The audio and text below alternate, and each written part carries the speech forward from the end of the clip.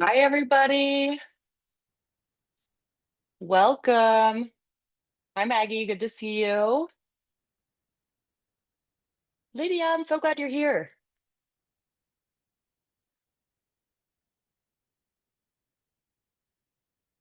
Hi, Dana. Hi, Emma.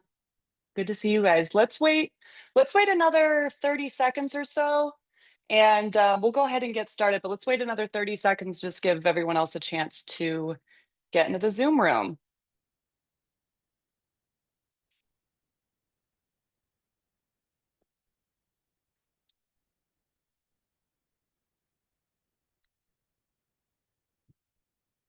I'm going to share my screen.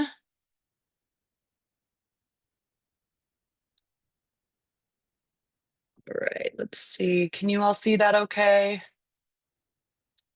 I'm getting a thumbs up. Perfect. Hi, guys. Okay, great. I'm getting yeses all around.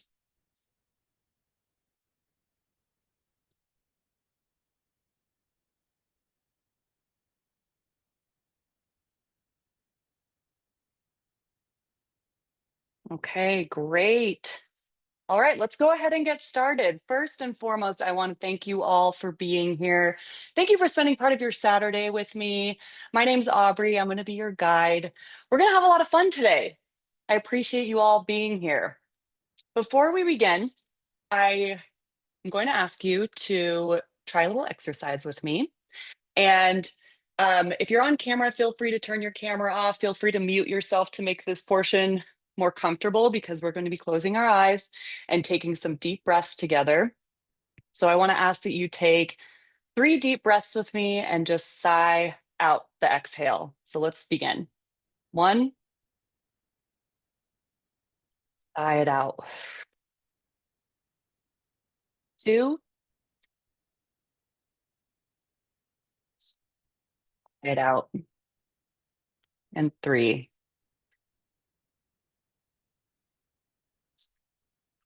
sigh it out. I'm going to actually ask you to keep your eyes closed for this portion. Again, totally fine to turn your camera off, whatever makes you feel most comfortable. With your eyes closed, I want you to picture yourself as a child, full of wonder. I want you to reflect on who you were back then. What sparked your curiosity? Feel into the magic that once surrounded you. And keep your eyes closed. Who was that little kid? What were they curious about? What were they excited about? This workshop's for you if you're outgrowing where you are. If you feel like your spark is buried under too many shoulds, if you're craving more clarity, more energy, but aren't sure where to start, you are in the right place. Okay, you can open your eyes. Thanks for participating in that with me. I feel a little more grounded. I hope you do too. So, my friends, today you will walk away with a few things. Number one, a simple 3-step repeatable process that you can use over and over again to move from stuck to sparked. This process serves as a personalized roadmap to help you reconnect with your curiosity at any time. The goal is to get a fresh way to look at your life that reveals what's missing and what's possible. And we'll also talk about a general creative direction to explore what's next in your life, your work, your business. So, regardless of where you are and regardless of what you want to focus on today, this workshop it will help you get there in a way that's practical. My goal is to have these be really simple tools that you can use over and over again. And we're going to have some fun, most of all. Like it's a Saturday morning, let's have some fun. Before we really dive in, responsible disclaimer, I'm here as an educator, and I'm here as a curiosity curator. I am in no way, shape, or form a licensed therapist or a healthcare provider. What I'm sharing today isn't meant to replace professional care.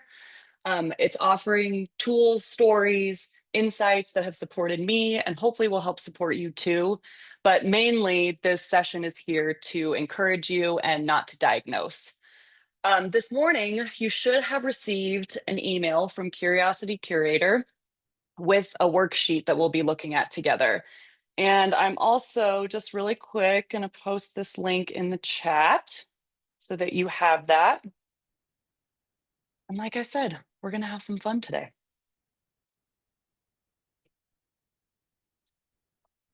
All right. Can you all still see my screen? Give me a yes in the chat if you can still see my slides.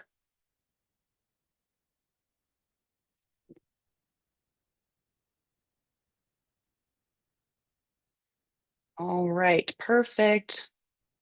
Okay, let's define some of these terms together. Wonder, curiosity, curator, joy. A lot of these fluffier words or deemed fluffier words, these are what I spend my days thinking about all the time. And so I think it's important that we define these terms together because they can mean a lot of different things. And just to ensure that we're speaking the same language as we move ahead in this. So, number one, for wonder, I see wonder as when something takes our breath away. It feels like we're seeing something familiar, maybe for the first time. It could be something as simple as the light coming through the trees in the park by your house, or watching your kid do something for the first time that they've never done before. But that excitement, that feeling, I see that as wonder. Moving on to curiosity, this I see as the freedom to wonder. It's really the excitement to explore, that inner questioning monologue, that inner, like, I wonder, dot, dot, dot. That sounds interesting. To me, that feeling is curiosity, that excitement. And then finally, curator. This is somebody who finds the hidden treasures in everyday actions. This is someone who takes action on opportunities and somebody who prioritizes curiosity in their world in the everyday.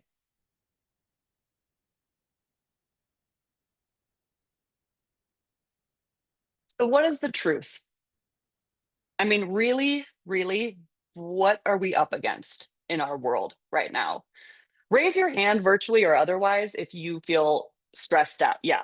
If you feel stressed out, I know I do. I see a couple of hands. That's awesome. Well, it's not awesome, but we are all in the same boat, in a similar boat. The reality is that the majority of humans are drifting through their life, and that's with good reason. Our world is stressful. We don't know what lies ahead of us politically, globally, personally. We don't know. We don't know what lies ahead of us. It's a big question mark. What we do know, though, is that right now is a critical time for our species. It's a critical time for our home and for the future. In the midst of all of this stress, I find myself wondering, and what I want to aim to answer today is there a way to still feel magic after all of this? In my experience, the big turning point happens when we start to give an F about our future and how we spend the rest of our days. However long or short the time is we have left, when we start to take agency and responsibility over what we can control, that is when a real empowerment shift happens. And I know this feeling because I've lived it. And that is where I want to start today, not with a formula, but the truth of how I found my way back. So, very cute, very chic. Little Aubrey on the left, not so little Aubrey on the right. But I want to open this up and share a couple of things with you because curiosity didn't only help me heal, it really gave me a path to rebuild my life. And one of the most prominent stories that I have is around addiction and overcoming that. And I remember a very specific moment where a couple of years ago, I was still partying, still drinking a lot, still going to happy hours all the time with my friends, really numbing out, if I'm honest. And I had this moment that I remember looking through all of the photos on my phone from past really joyful events, if I'm honest, like friends' weddings, trips that I took with my family or friends, really happy moments in my photos.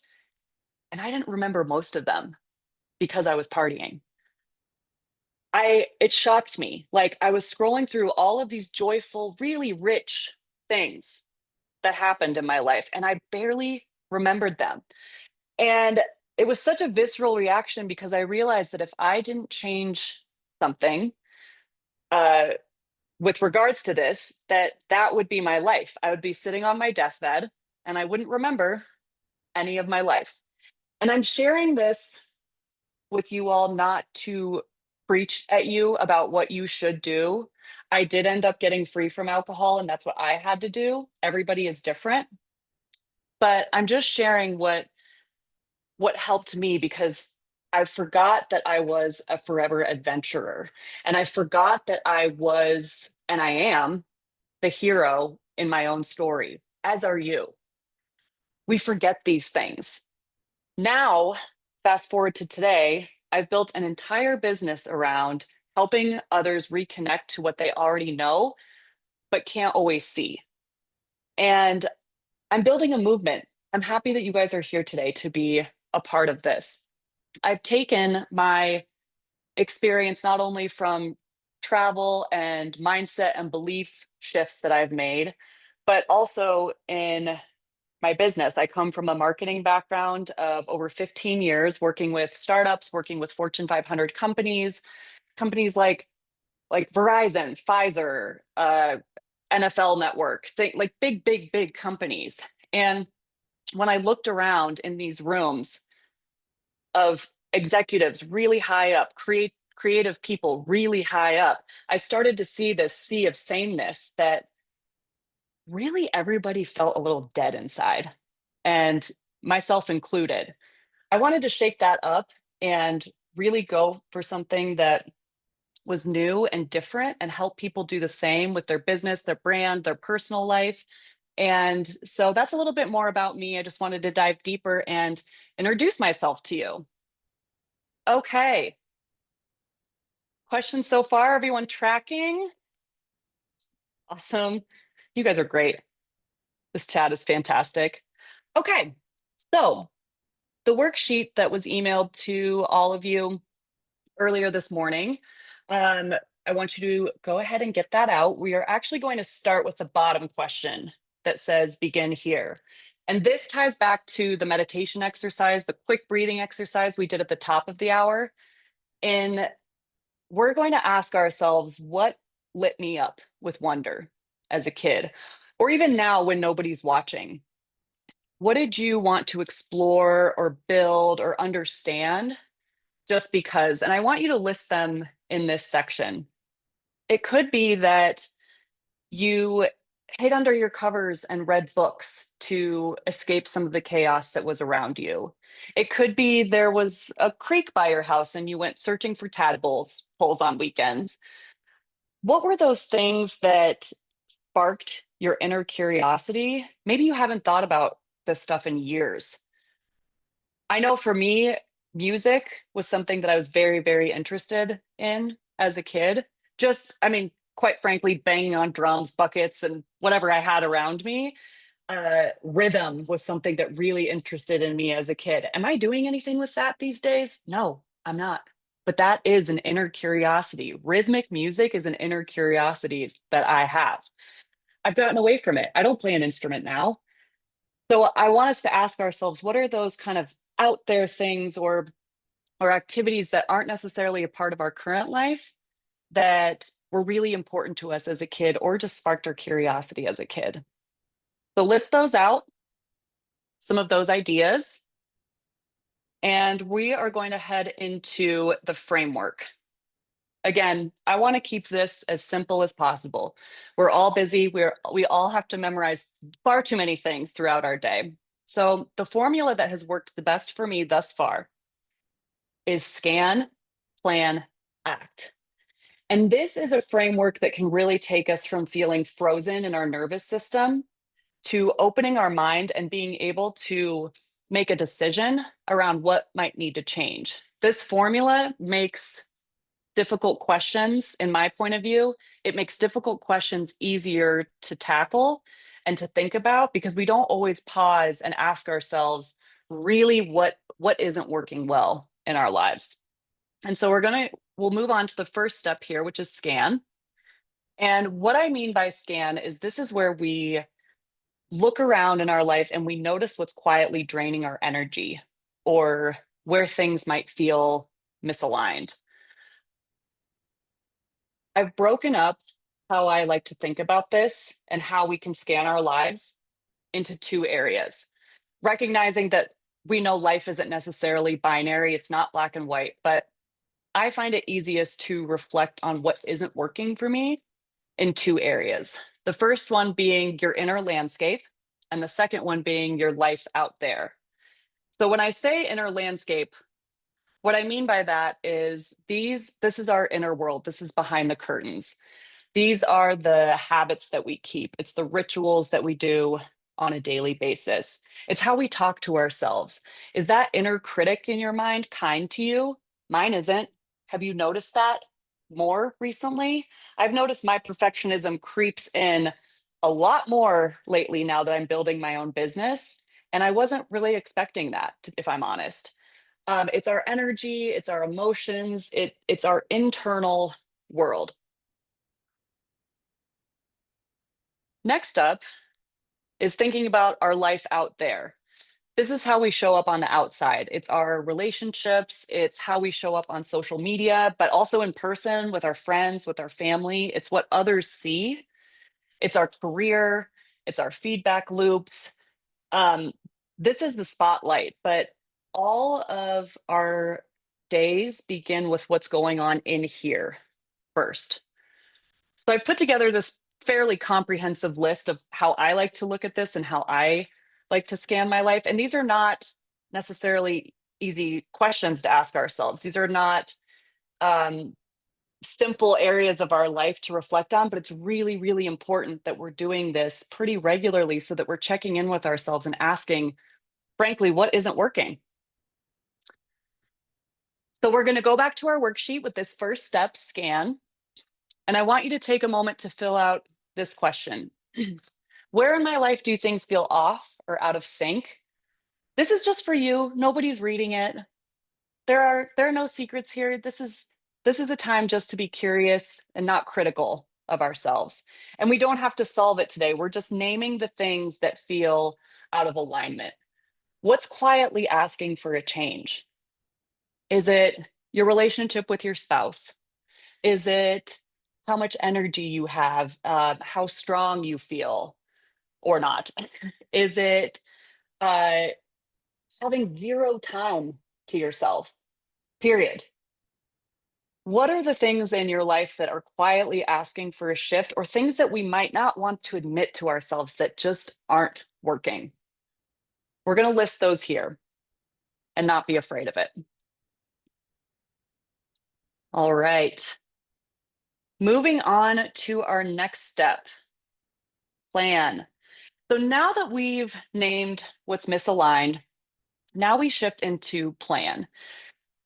I hesitated calling this step plan because I think that plan can be a dangerous word in that we can get caught up in procrastination and tell ourselves that, oh, no, no, no, I'm just in planning mode. I know with starting my own business, that was me for a long, long time, was telling myself, I'm planning this out, I'm just making sure that things are perfect. Really, I was just procrastinating. So when I think about plan, I don't think about it in the traditional bullet point kind of way. What I'm talking about is shifting just one thing. We're asking, what's one thread that I'm willing to follow right now? And the most exciting way that I like to think about this when I'm planning out my future, I'm putting this image back on screen because I like to adopt the characteristics and the mentality of an explorer, capital E. And the reason why is that your inner explorer is the version of you who doesn't wait for things to be ready. It's the version of you who chooses alignment over avoidance.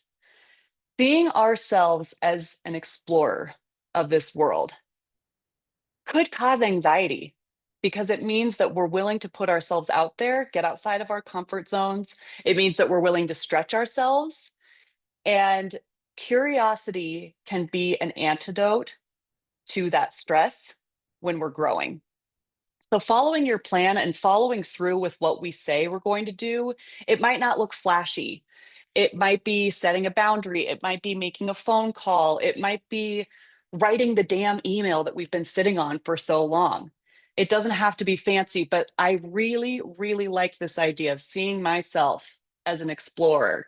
And I encourage all of you, if that feels motivating for you to think of yourself that way, if that gives you permission to fail, that's what we love around here. We want to explore. Exploring is what makes us human. And so using that inner explorer can help us plan out our life in a more just exciting way. So if we go back to our worksheet on the plan section, in the plan section, this is where we're asking the areas above that you indicated in scan, this is where we ask if I gave myself some attention on one of those areas, what would that look like? What would following through look like on just one of those areas? I'll give you an example now, as lately I've really been struggling with my energy. I know I'm not alone in this for sure, but I've really been struggling with my energy and just feeling blah every day. And so in this section, I would ask myself if I gave my energy levels more attention, especially knowing how exhausted I feel after looking at screens for hours, I might finally feel a little bit more present in my life. So, planning this out could look like limiting some of my apps to 30 minutes. It could look like not checking my phone before 10 a.m. Things that just sound crazy and like we would never do, a lot of the times are what our body needs. I have found that to be true. A lot of times it's if we're honest, the boring tools that make the biggest difference. A couple of years ago, if you told me that journaling would make me feel better, I would have rolled my eyes at you and told you to go away. But journaling really does make you feel better. All the things that we kind of poo-poo and roll our eyes at, those are the things that make the biggest difference. So in this question, we're just choosing one of the areas that we indicated in the scan step to put some focus on and painting a picture of, okay, what would this look like if I did put some more attention on this? How are we doing? Ready to move on? Oh, it looks like Emma's ready. All right, let's go. The final step in our framework. So taking action. This is when the actual shift happens. It's when we start doing. And when I say action, I don't mean that we're taking a huge leap. I don't mean that we are irresponsibly launching a business before we're ready. What I'm talking about here is taking one small, bold step that's intentional in the direction to feel better. Glennon Doyle says this a lot of the time, and I love this. I am giving her full credit for this idea, but we don't need to try, but we need to try to try. I love thinking of it that way. It takes the pressure off. But the reality is that when we take action, we feel better. Action helps with anxiety because when we're taking action, we stop overthinking and we start creating some momentum. We don't want to wait for the perfect time or the full plan. Trust me, I've been waiting around for my perfect plan for, I would say, my entire life, and it's not coming. The plan started when I started making moves, when I started taking action, and every small action is something to celebrate. We don't celebrate ourselves enough. Every small action is something to celebrate, but we start when we're uncertain. Action helps with anxiety, like I said. And the second that we do something, even like the tiniest thing, toward the direction where we want to go, we start to feel better. And a lot of this doesn't cost a lot of money at all. One example that I want to give you of this that has been a profound, easy step in my life is called the Kitchen Gratitude Notebook. It is exactly as it sounds. It's a notebook that sits open on your kitchen counter where everybody in your home, if you live alone, it's your notebook, writes down good things that happen to them throughout the day. The reason that it sits on your counter is that everyone can see it. Not a fancy journal, it can be a notebook that you have. But writing down one sentence or one moment that was good that day gives everybody in your home something to talk about at the end of the day. It's a low cost way to feel better and something that you can do together. Again, super simple. It sits out on my kitchen counter once a day. I write one good thing that happened that day. The idea is that you're doing this with the people in your home or creating a ritual for yourself if you live alone to reprogram your brain and what we're focusing on. This is just one example of a low cost but high value action that can start to make us feel better. A second example I'm going to give you, and this has made a profound difference in my life, is reaching out to a friend once a day. I really like these days sending voice memos, um, sending a quick recorded message to a friend, a former mentor, somebody I've lost touch with, somebody I'm just thinking about and want to send love. Sending a voice memo to somebody who lights me up has made a world of difference. Not for them, although for them I think it has too, because we rebuilt a connection, but it's made the biggest difference for me. That 20 seconds of reaching out to them shifts their mood and mine. It's a 2-for-1 deal. So when I say taking a low cost but high value action, that's what I'm talking about. What's something that's really, really easy that will bring some more light into our lives that really doesn't cost anything? Okay, so let's turn to our worksheet to the act section. This is where we ask ourselves, okay, based on what I've scanned that isn't working for me, what I've narrowed down in my plan section of what's one thing I want to focus on, what would that look like if I followed through? Now we're asking ourselves, what are some small actions that I could take today, low cost, easy actions to make myself feel better? It's not about the action, it's about being the type of person who takes action. I'm going to say that again. It's not about the action. It really doesn't matter as much what action you write down, although it'll make you feel better. So, of course, it matters. It's more about being the type of person who takes action. So, in this section, identify what's something simple. What is something simple that I can do to reclaim that momentum and to have my own back and decide that, yes, my well being is a priority. I want to feel better. Just think about that for a sec.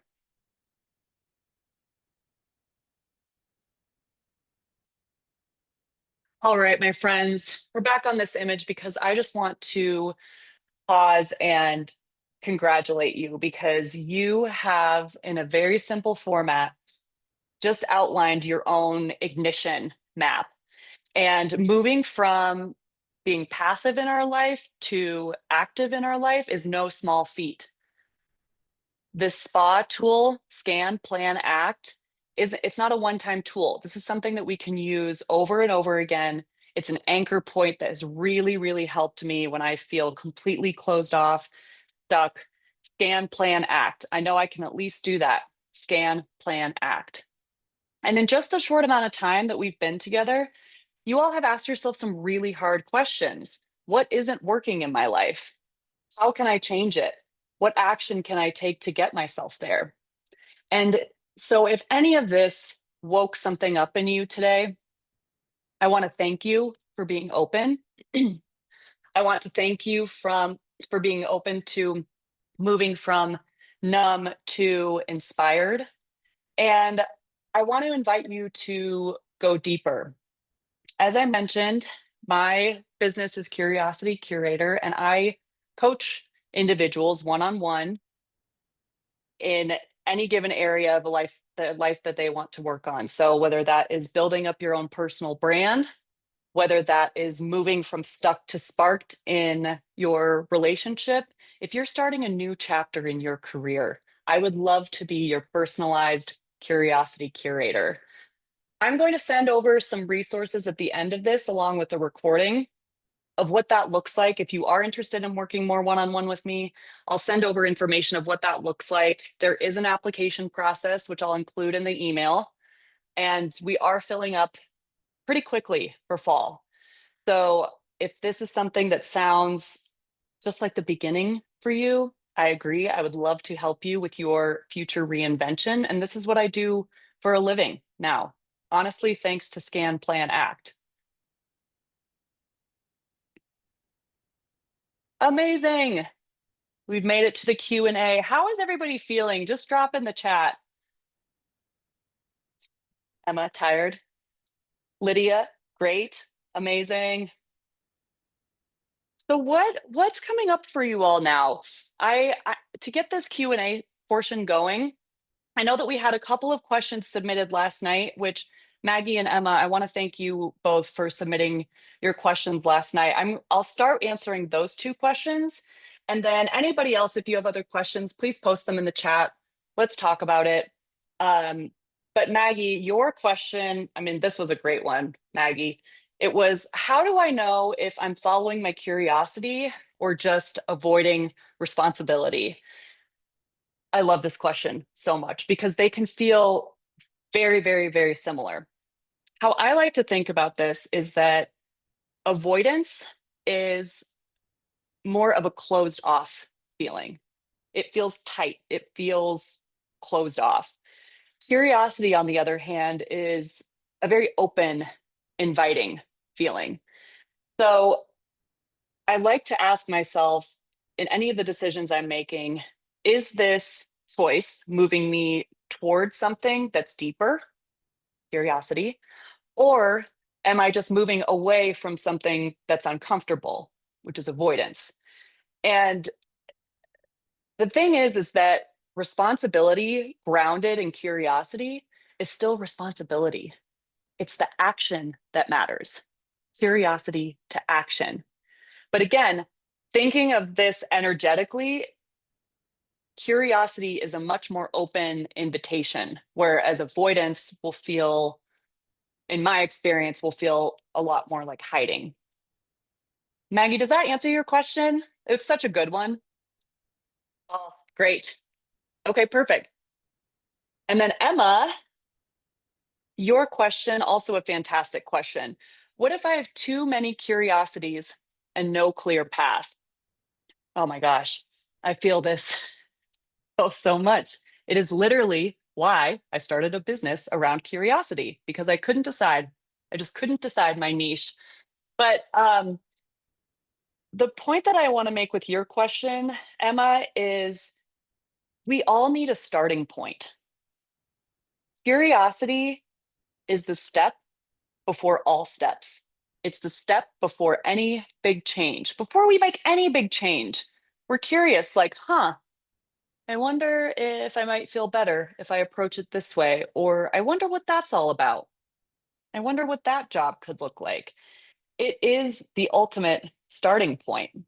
And so, following your curiosity, setting an intention that curiosity is high on your priority list, that is a pretty solid starting point. And it's a starting point that most people don't take.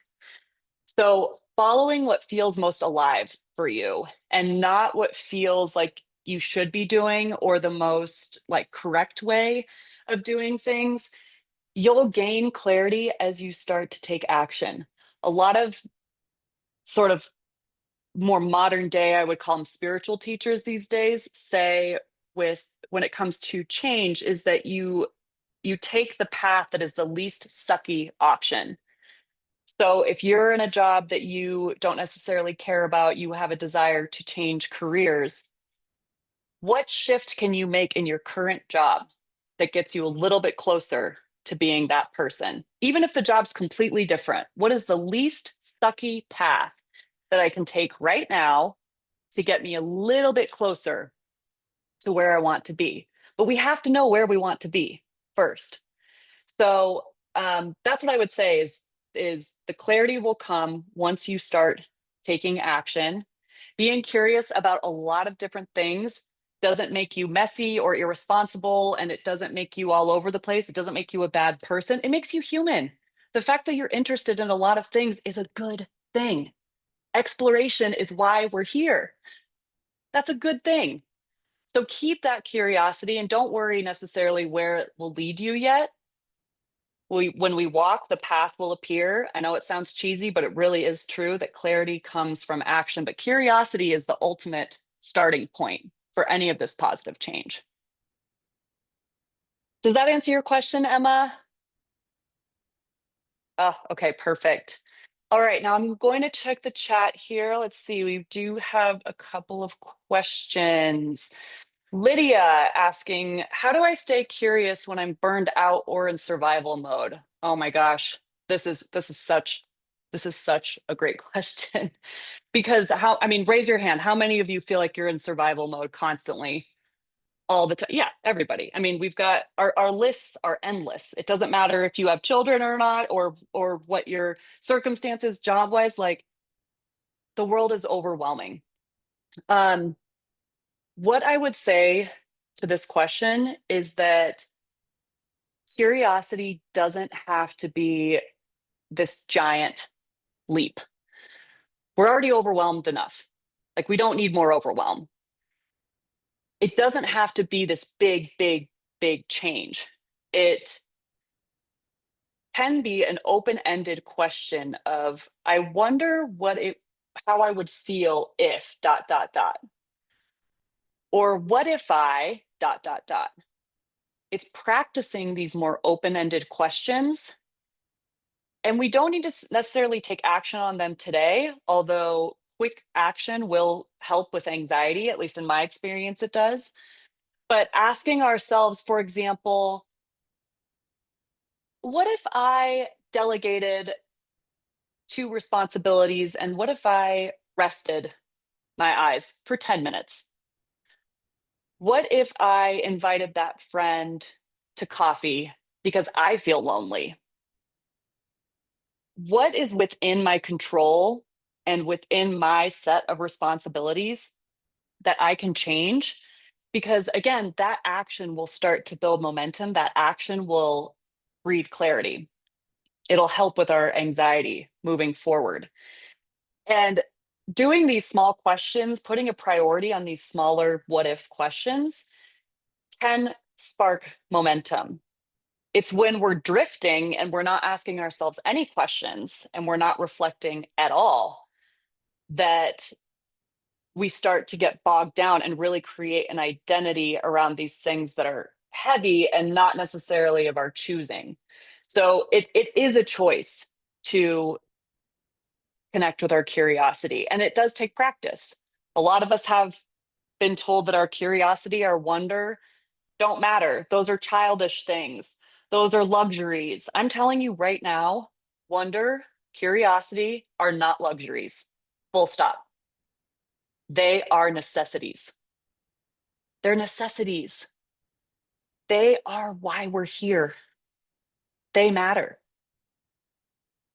So if anyone ever tells you that joy is not a priority, you send them to me because joy is a priority. Does that help, Lydia, at all? These smaller shifts can make a huge, huge difference. I want to make sure that helps. Okay, great. Fantastic. And then looks like in the chat, we have another question from Jamie. Oh, this is Jamie. This is a good one. What if I explore my curiosity and nothing changes? Oh, this is such a good one. So the first thing I would say with this question is when we follow our curiosity, something always shifts, even if we don't consciously recognize it right away. Curiosity isn't a shortcut by any means. It's not a way, in a healthy circumstance, it's not a way to ignore the reality of our situation or to numb out or be delusional, not in a good way. Curiosity is an invitation to reconnect you with what makes you feel alive. Um, earlier in the Q&A when I talked about how avoidance feels very closed off and curiosity feels like, an open invitation. It's like the permission to explore, the permission to wonder. Um, we also have to remember when we're making these changes, any change, business, brand, life, wherever, when we're making these changes, we are experiencing the redirection. We're experiencing the journey, and we have to be mindful of not chasing the results.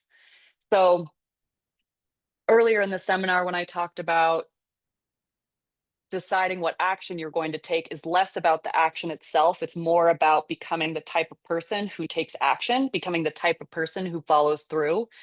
That's a little what I'm talking about right here is regardless of if we're conscious of it or not, something shifts in us when we invite curiosity in. It's an invitation to reconnect with what gives us energy, with what makes us feel alive. And we have to be okay with letting go of the how we'll get there and letting go of what the end result is.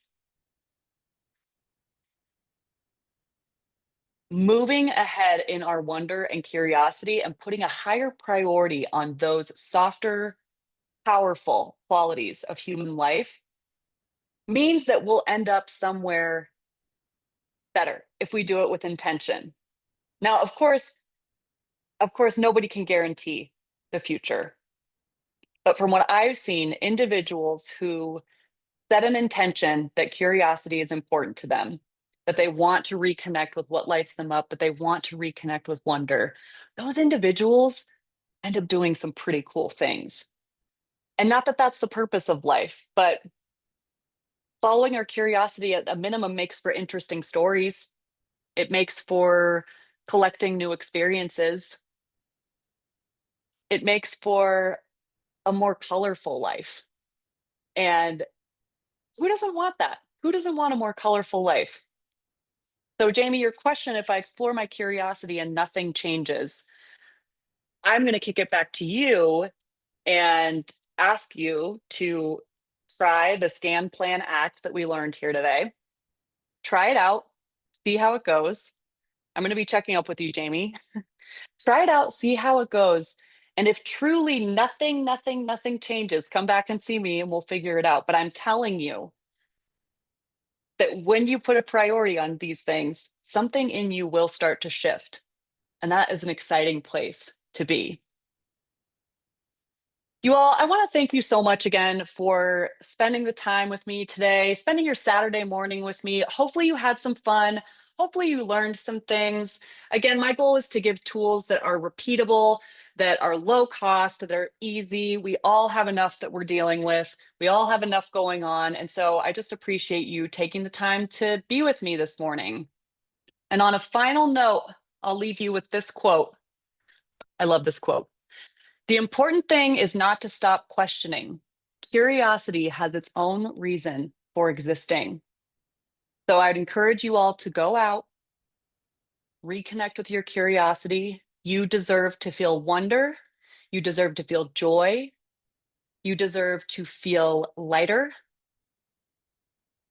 And I hope you take care of yourselves. Bye for now. Take care of yourselves. Take care of each other. See you soon.